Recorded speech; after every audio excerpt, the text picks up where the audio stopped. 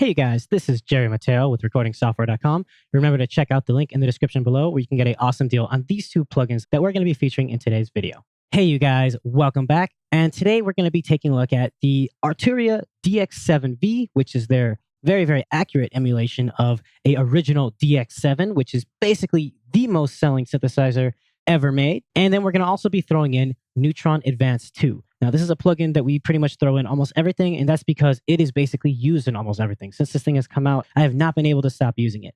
I don't even use it for its track assistant. I actually use it because the advanced form has modules, so you can actually individually select things that you want. But because you guys have probably seen a lot of the videos where we've used Neutron 2, I think we should really focus on the DX7. So this uses FM synthesis. You have your master volume right here. You have your data entry section, which is basically your little macros for whatever preset and patch you have. And this can be created to be anything you want. You have your transpose, tuning, AMD, PMD, and your PMod sense knob. So this basically is really easy to use like this. If I just click on a couple buttons. But we have everything from your pitch, your feedback, you have your polyphony, your portamento, and your arpeggiating section. But a really cool thing is, like all Arturia things, you have the ability to control the original velocity range of the DX7 or have full velocity. You have up to 4 unisons. You have your polyphony, which goes up to 32. Your MIDI channels, your panic mode, which basically shuts off all things that it's doing, all processes. And you have your CPU usage. Also, like the original DX7, you have 32 different sections or presets for your FM synthesis. If you just click on this or you click on this button, it brings out the advanced features. This basically allows you to control everything from the envelopes, monophonic or polyphonic section, the global controls, your filters, your oscillators, your outputs. You can control the envelopes in fine tuning with this little section right here. You have all your modulation. And then you even have effects if you want to have chorus, reverb, delays, flangers, whatever. Now, a really cool thing is this synth was basically designed to be anything you want. This was used all over the place back in the day, and there's a lot of companies that make emulations of it. But a really awesome thing is if you click here, you can resize your window, of course. Arturia is big on resizing windows. But you can actually hit import and import the original presets that you've saved in the original DX7.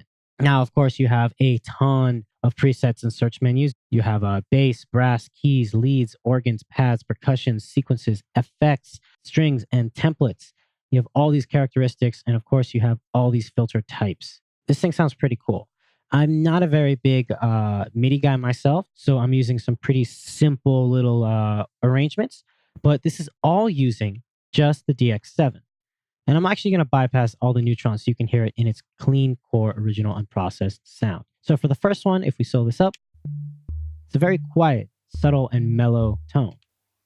Now for the pads, I'm making this very ethereal.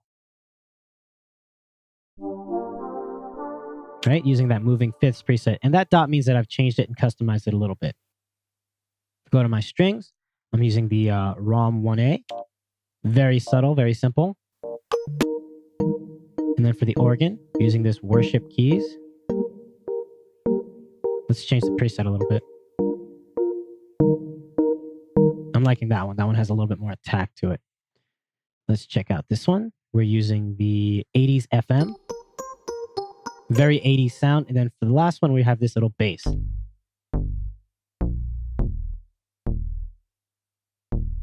Which is pretty cool. Now, let me show you the stuff that I'm doing besides the actual synthesis. We have Neutron 2 on the bass. This is just the exciter module. This is just to add a little bit of girth to it. If we solo up the bass,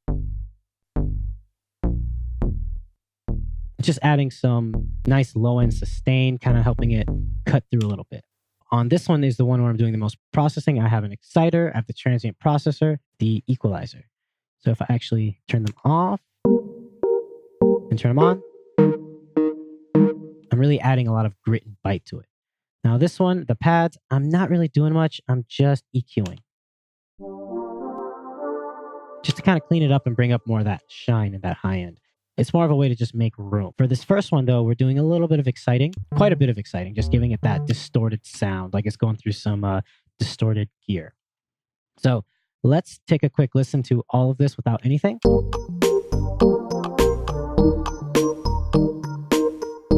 Then we'll turn on Neutrons.